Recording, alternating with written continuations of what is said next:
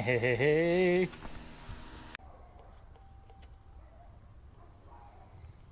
Hey guys, it's Mike at Narcoleptic Customs. Today, on this video, we're going to work on the section here that runs up to the turbo. So now let's start working on the part that's going to come here and up into the turbo. All right, boys and girls, let's take a walk down the lane here. This is a VS Racing 7875. It was one of the first billet wheels that was on the market. Journal bearing, billet wheel, 11 blade, 3-inch here on the back, there on the back. Being that I cut up this piece and ruined it because we didn't use that obviously on the downpipe on the back, okay, because I'd cut it too far back here. I'm going to use this 90 to go right off of here and right into the turbo.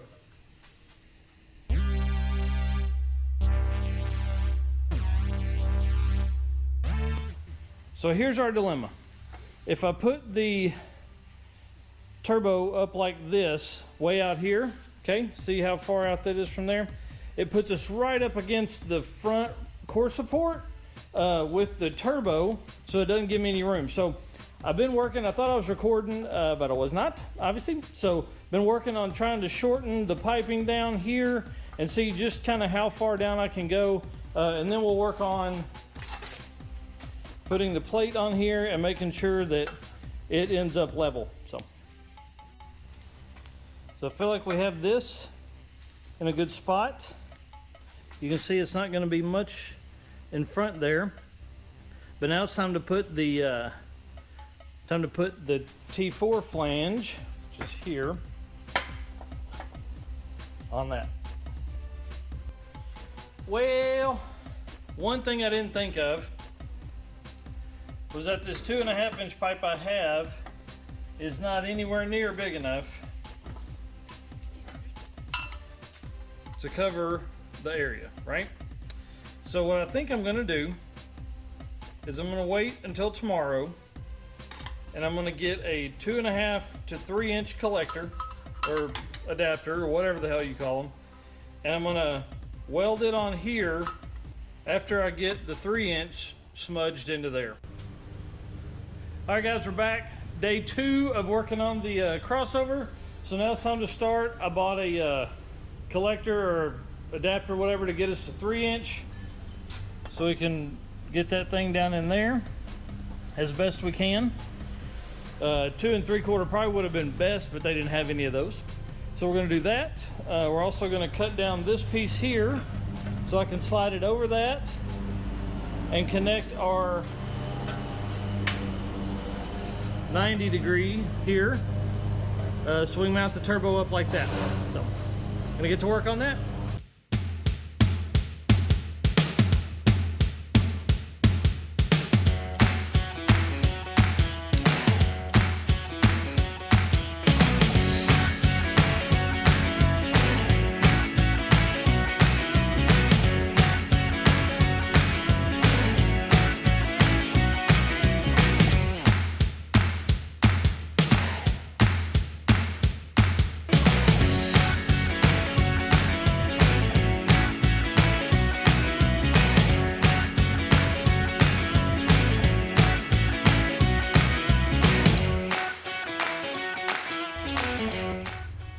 Okay, we've got it banged down in here. Obviously this is gonna take a ton of work.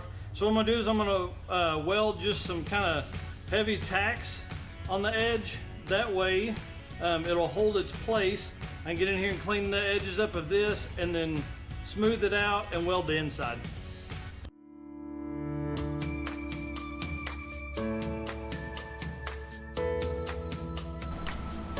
That's much better. So, flip it back to time lapse and do some welding.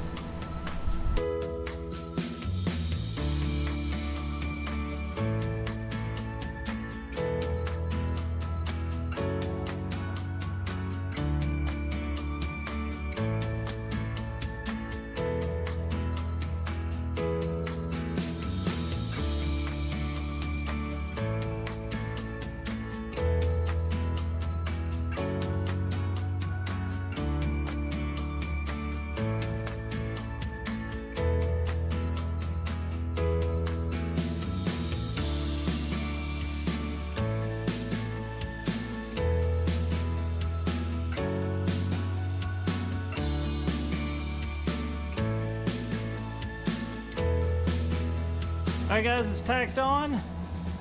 See, it's, you know, pretty close to straight. Now I'm gonna take and beat the edges around real nice and even, and so we get a good weld. Okay, guys, haha, you'll get a kick out of this. So I actually welded the plate on the wrong way and didn't even think about it until I loaded it up right here.